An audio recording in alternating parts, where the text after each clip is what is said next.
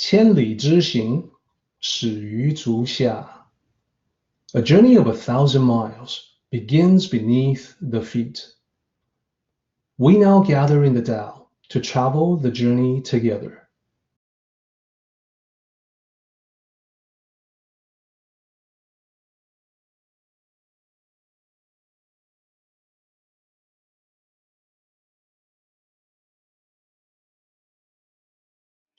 So this is a slide that I call Little Things, Great Joy. I think that when you become practiced or proficient with the Tao, your perception changes, your awareness improves so that you are able to see and experience more than you have before. Most of all, what I find is that you open your eyes to notice the little things that when you really think about it, they are so great. They bring delight. They bring joy. Little things. Little things like imagine that you wake up one day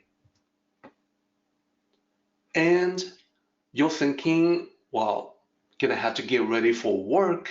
Your body is tensing up. Stress factors start kicking in, and then, whoa, wait a minute, today's a holiday. We don't have to go to work today. You can relax. Seems like a small thing, but it's cool, it's awesome.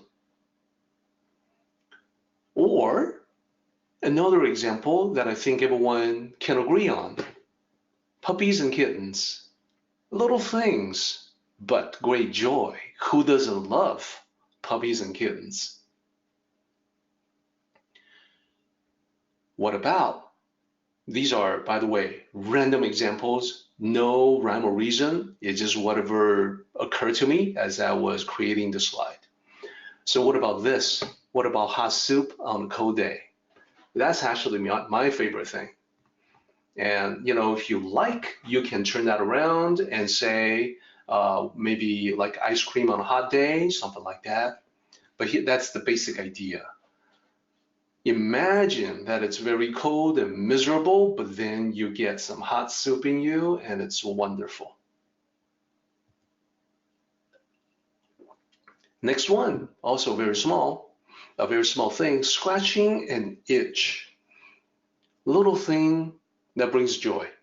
Being able to reach an itch and scratch it, that's cool. And a totally different kind of thing now.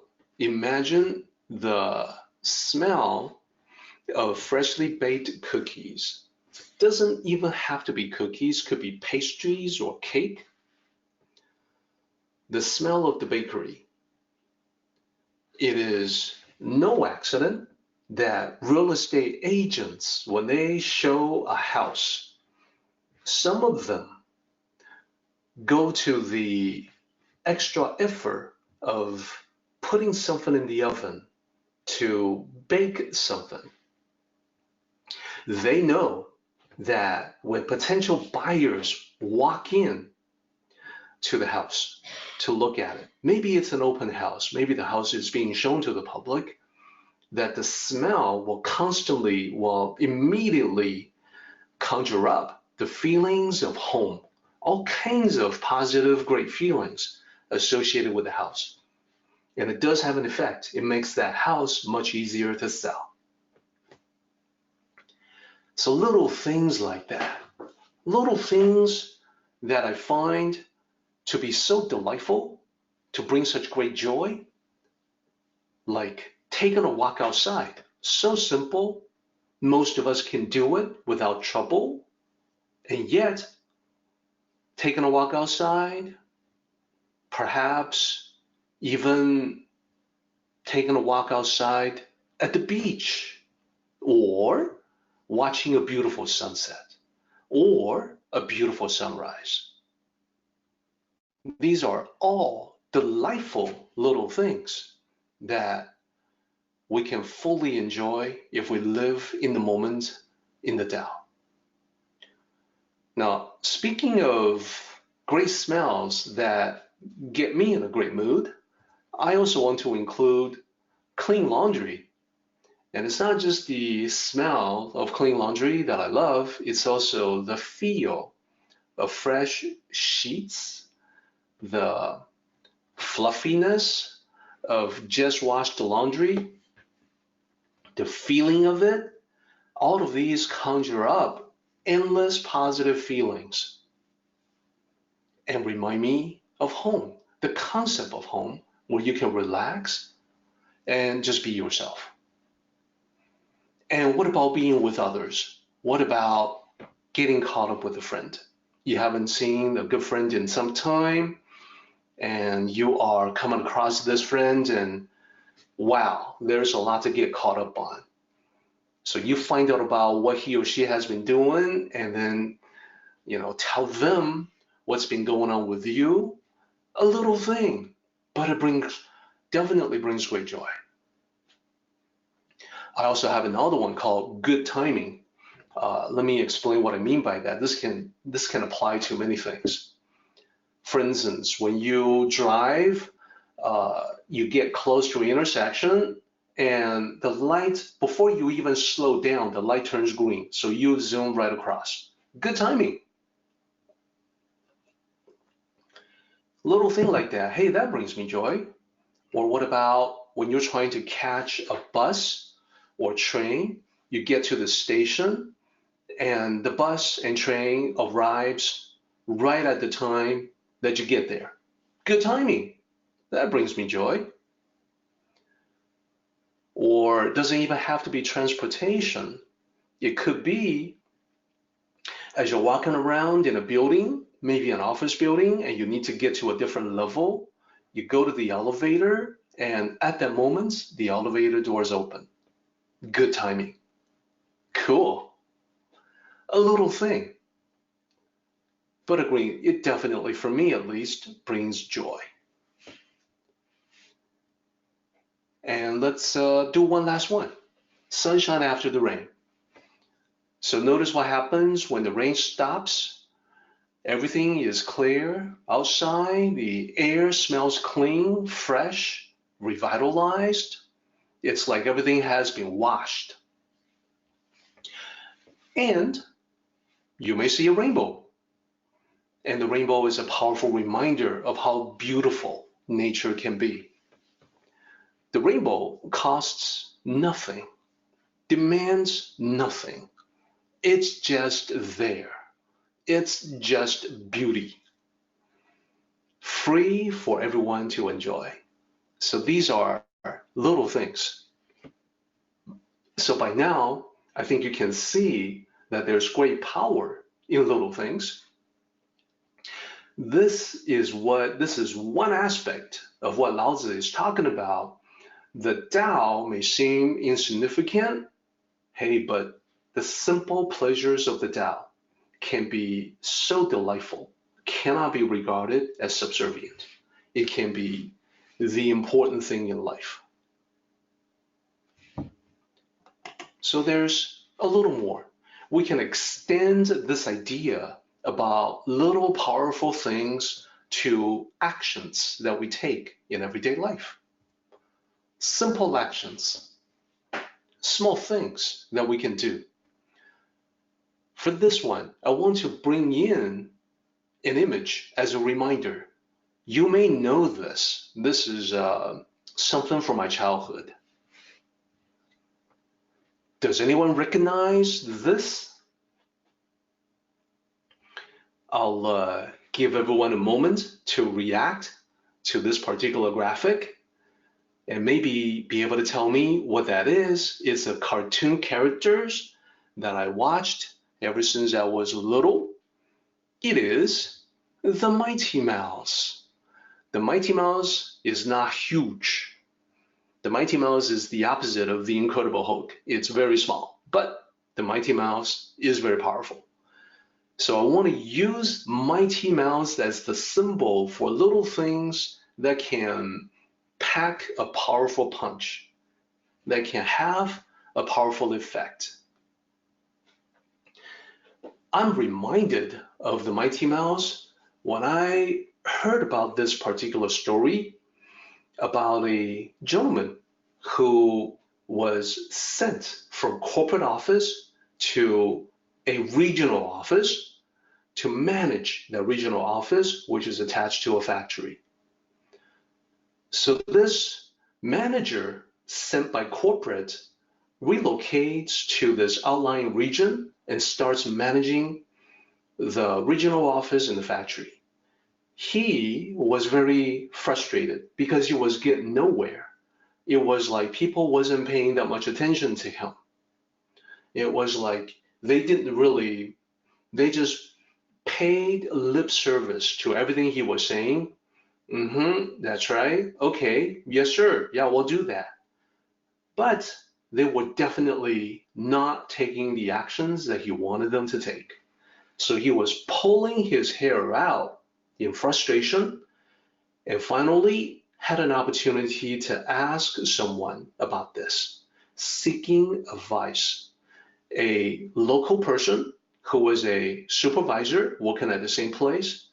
So the manager asked the supervisor, what's going on? Everything that I try to do and say seems to have no effect. It's like people don't take me seriously. What can I do to change that? So the supervisor said, well, I'll tell you one thing that you can do that will have a profound impact. Change your license plate. He says, what? The supervisor said, you see, the license plate in your car, everyone notices and passes by your car when they come into work, and they see that it's an out-of-state license plate, which in their minds, they're thinking, yeah, of course, this guy from out of state, he's just another one of the many managers sent by corporate. They're here today, gone tomorrow. So why should I take him seriously? Now the manager said to the supervisor, no, I'm different. I'm here. I'm here for the long haul. I'm committed to this. The supervisor says, you can best demonstrate that in little details like the license plate. So when the manager followed that advice, he was stunned by the dramatic difference that it caused. People listened to him, they accepted him, and they actually took action on what he wanted them to do. So little things can pay off big. Now, you may not be a manager sent by corporate to a regional outlying office, but I want to say that there are also many small things you can do that, like a mighty mouse, will have a big impact. Here's the first one. Here's the first of my suggestions. In this day and age, with our electronic communication, we oftentimes fall back on email communication or maybe messenger like text message, or we communicate by voicemail. All of these things are not as great as face-to-face communication. So here's my suggestion for the workplace, that rather than to send someone a message, if that person is not far away, I suggest a small investment of time and visiting with that person. In my experience, it pays huge dividends.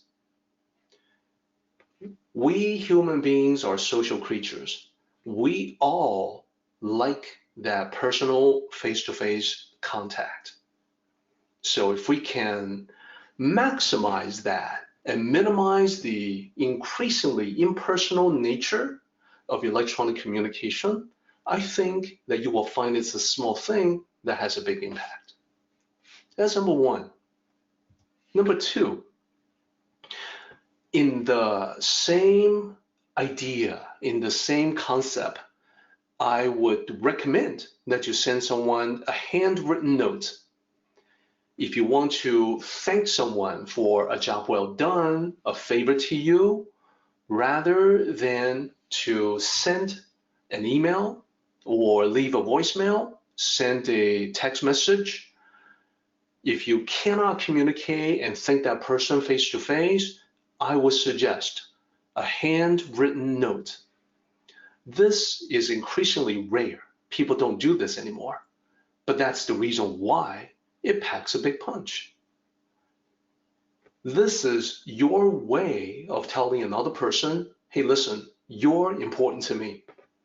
I'm going to use pen and paper to write something out to you by hand, just to show you how much I appreciate you.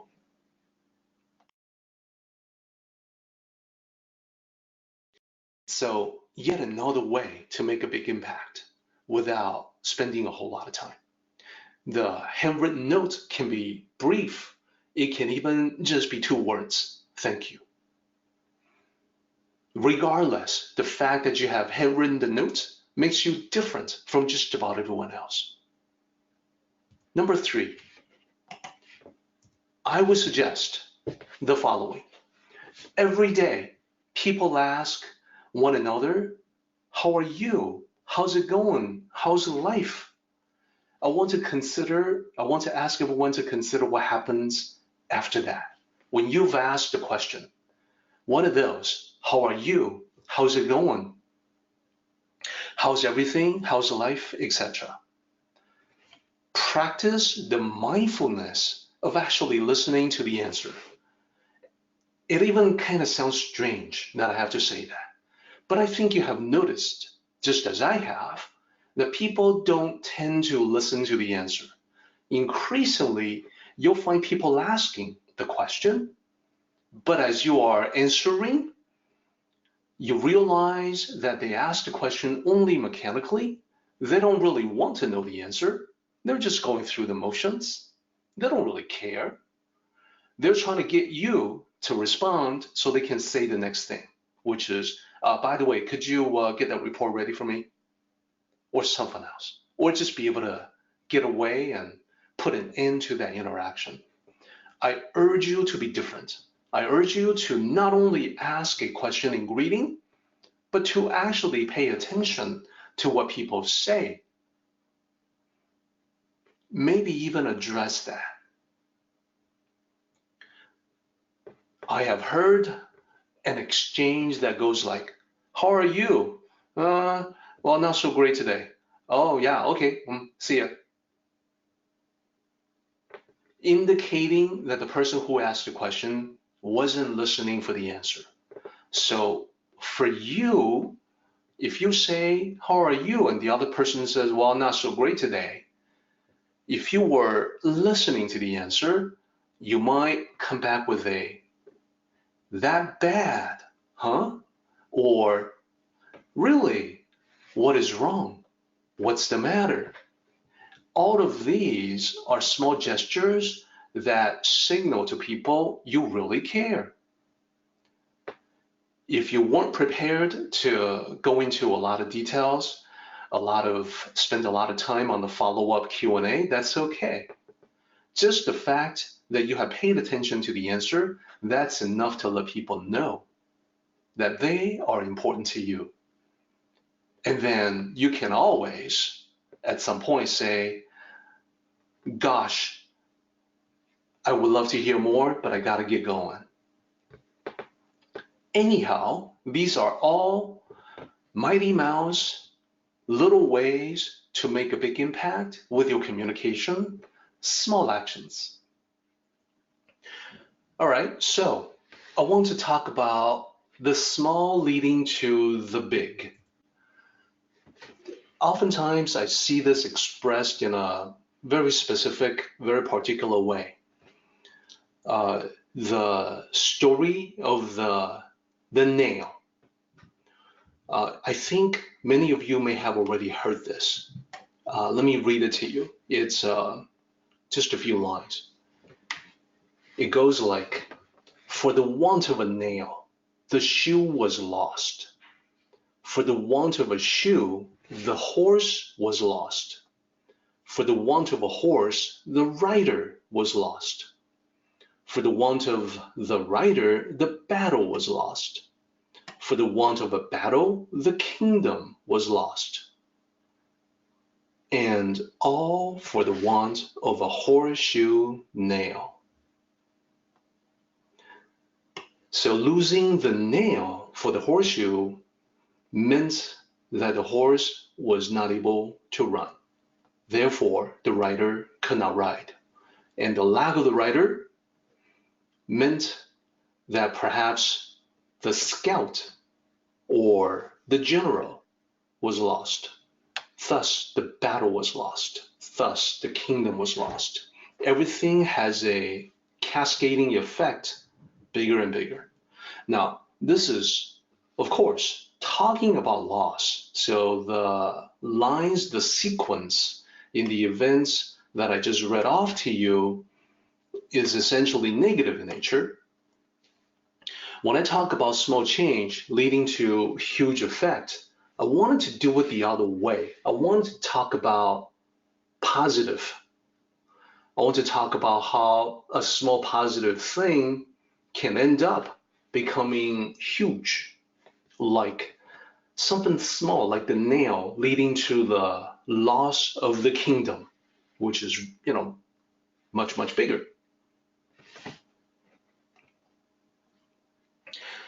All right, so to do it in the positive way, here's the way that I would start. I want to point out that something as minor as the way that you direct your attention, even that has a great deal of importance in Tao cultivation. And that's because, number one, attention to thoughts. This means what you pay attention to, that becomes what you think about.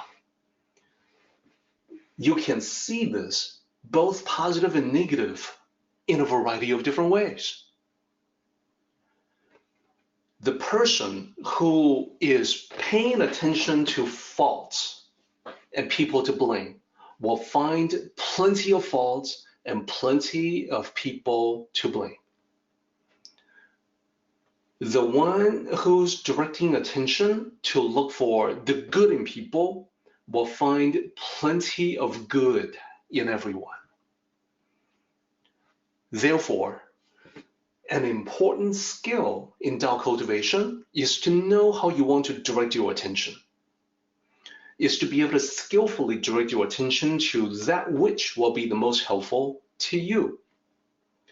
And direct your attention away from the things that you already know will not be that helpful. So attention that you direct to pay attention to whatever is out there, specific aspects of what is out there, that will cause you to think in accordance with what you pay attention to.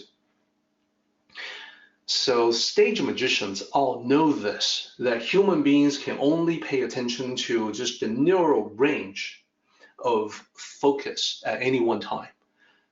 The skillful magician is able to direct everyone's attention to one particular thing, and then with that misdirection, make the trick happen. And it's like magic. A Tao cultivator is like a magician of life, that you are controlling your own attention, what you pay attention to, and then you make the magic happen according to that, according to what you focus on. So that's number one. Directing attention, you begin to form the thoughts. So skillfully direct what you pay attention to. So what you think about as you are directing yourself to look at different things with a particular intent, your thoughts, your changed thoughts affect your communication with others. So gradually over time, you find that because you are thinking about particular things, what you say to other people tend to follow. So thoughts turn into words. And it's not just the thoughts turning into words that you say to other people. It's also your different thoughts leading to different things you say to yourself. So I'm referring to your self-talk. Number 3, words leading to actions. Your new self-talk, maybe I should back off. Maybe I should move forward. Maybe I should change this around. The self-talk that has been changed leads to different actions that you take. So already from 1, 2, and 3, we see how simply by directing your attention, like losing a nail, has consequences and effects that cascade onward and can lead to different actions that you take. Number 4, the actions that you take, if you do them consistently over time, those repeated actions become your habits. They become entrenched. So more and more, those actions become second nature because they are habitual. Number 5, as time goes on, gradually, your new habits, let's assume that because we're on a positive arc, let's assume that these are the good habits that you want to develop for yourself so that you can always be doing these positive things effortlessly without thinking. Assuming that you have gotten this far, your new habits begin to shape your values, the values by which you live. Perhaps your habit is to be punctual, to be early. Over time, this will shape the value where you consider being on time, being early, being punctual, not wasting anybody else's time as an important value for yourself.